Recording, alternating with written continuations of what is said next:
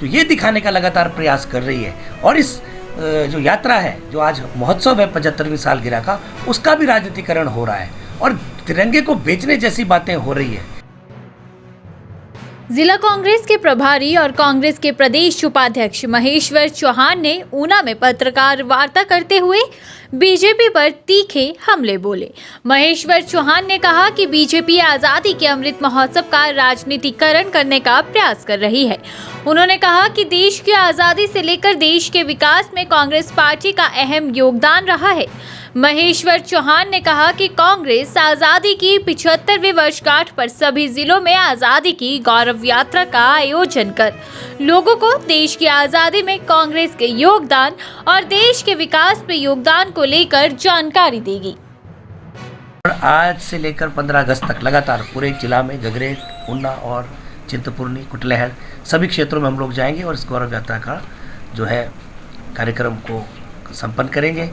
और आज ये यात्रा इसलिए भी बहुत महत्वपूर्ण है कि आज हमारा जो गौरवशाली इतिहास 75 वर्षों का है वो देश के सामने रखना है कि आज अगर हम यहाँ तक पहुँचे हैं तो उसके पीछे बहुत बड़ा योगदान हमारे स्वतंत्रता सेनानियों का है, जिन्होंने 1857 की क्रांति से लेकर लगातार, चाहे मंगल पांडे है, चाहे पंडित जवाहरलाल नेहरू हैं, चाहे सरदार भगत सिंह, राजगुरु सुखदेव, लाला लाजपत राय, इस तरह के असंख्य जो हमारे स्वतंत्रता सेनानी थे, उनके सर्वोच्च बलिदान के बाद ये चीज़ संभव हो पाई है कि आज हिंदुस्तान जो है आज़ाद हुआ और आज़ादी के बाद यहाँ तक पहुँचा है।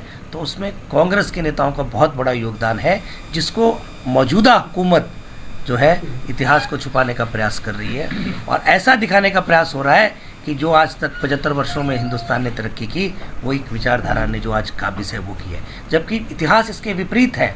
जब देश आज़ाद हुआ तो देश की आज़ादी में भी कांग्रेस के नेताओं का सबसे बड़ा योगदान है। पंडित जवाहरलाल नेहरू सबसे अधिक वक्त तक जो है जेल में रहे स्वतंत्रता आंदोलन के अंदर, और जब वो प्रथम हिंदुस्तान के प्रधानमंत्री बने तो देश को एक गति दी विकास की। और आज की अगर विदेश नीति और हिंदुस्तान की जो ताकत है, आज एक विश्व शक्ति के रूप में अगर हिंदुस्तान उभरा है, तो उसमें पंडित जवाहरलाल नेहरू, इंदिरा गांधी और हमारी जो कांग्रेस की लगातार सरकारें रही हैं, केंद्र के अंदर और भी सरकारें रही हैं, उनके योगदान से आज हिंदुस्तान और हमारा प्रदेश हिमाचल यहाँ तक पहुँचा है। लेकिन दुर्भाग्यवश आज ऐसी विचारधारा बैठी है जो ये दिखाने का लगातार प्रयास कर रही है। और इस जो यात्रा है, जो आज महोत्सव है 75वीं सालगिरह का, उसका भी राजनीतिकरण हो रहा है और तिरंगे को बेचने जैसी बातें हो रही है। तिरंगा हमारा स्वाभिमान है, तिरंगे को कभी बेचा नहीं जा सकता और कोई इंसान तिरंगा खरीद नहीं सकता, लेकिन इसका सरकारीकरण किया जा रहा है। इस महोत्सव का भी हिमाचल प्रदेश के अंदर भी सरकारीकरण हो रहा है।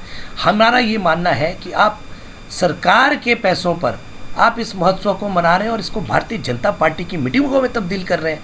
अगर ये सही मायनों में आज़ादी का महोत्सव है तो क्या आप कांग्रेस पार्टी के विधायकों को भी इसमें शामिल कर रहे हैं? क्या विपक्षी जो मुख्य विपक्षी दल है हिमाचल प्रदेश के अंदर कांग्रेस पार्टी, क्या आप उसको भी इसमें शामिल कर रहे हो? लेकिन ऐसा नहीं हो रहा है, इसका राजनीतिकरण किया जा रहा है और हम इतिहास को मिटने नहीं देंगे। कांग्रेस पार्टी इतनी सशक्त है कि हम अपने आप में, भारतीय जनता पार्टी इसको सरकारी कोष से, जनबल से कर रही है।